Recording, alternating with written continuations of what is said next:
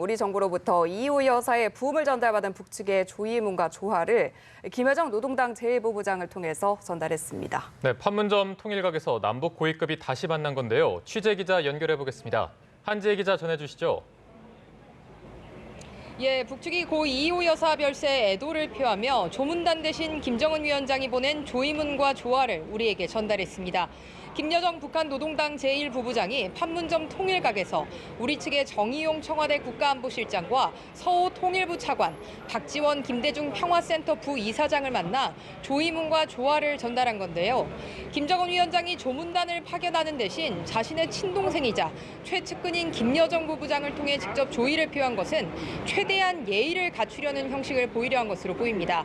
김 부부장은 이호 여사님이 그간 민족 간의 화합과 협력을 위해서 애쓰신 뜻을 받들어서 남북 간 협력을 계속해 나가길 바란다는 메시지를 전달했다고 정의용 실장이 전했습니다.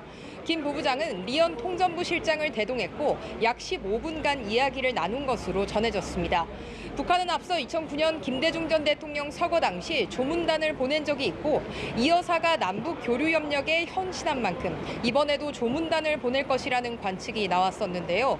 이처럼 조이문과 조화만 보낸 건 문재인 대통령이 해외 순방 중이라는 점과 함께 현재 교착 상태인 남북 관계를 북측이 부담을 느낀 것이 아니냐는 해석이 나오기도 했습니다. 조이문과 조화는 오후 7시쯤 이곳 세브란스 병원에 도착할 것으로 보입니다. 네, 그리고 조문객들의 발길도 계속해서 이어지고 있다고 하는데 분위기는 어떻습니까? 네, 조용하고 차분한 분위기 속에서 사회 각계각층의 조문 행렬이 이어지고 있습니다. 오전에는 김영삼 전 대통령의 차남 현철 씨와 전두환 전 대통령의 부인 이순자 씨 등 전직 대통령 가족들이 빈소를 잇따라 찾았는데요. 이 씨는 유족들에게 짧은 위로의 말을 건넨 뒤 취재진들의 질문에는 아무 대답 없이 자리를 떴고 현철 씨는 여성 인권 지도자로서 한평생을 헌신하시다간 분이었다고 고인을 회상했습니다. 재계 인사 중에서는 이재용 삼성전자 부회장과 박삼구 전 금호 아시아나그룹 회장, 현정은 현대그룹 회장이 빈소를 찾았는데요.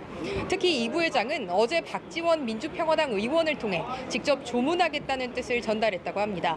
박 의원은 이 여사가 이 부회장과는 친분이 없지만 김 전 대통령 재임 기간 이건희 회장과 상당히 많은 대화를 하셨다며 인연을 소개했습니다. 정치권 인사들의 발길도 이어지고 있습니다. 민주평화당 정동영 대표와 유성엽 원내대표 등 지도부가 합동 조문을 가졌고 한국당 원유철 의원, 김무성 의원도 각각 빈소를 찾았습니다.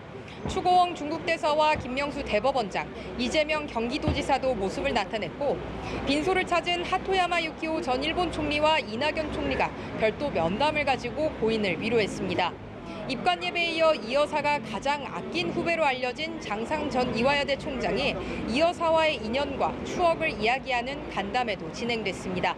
지금까지 세브란스 병원에서 연합뉴스TV 한지입니다.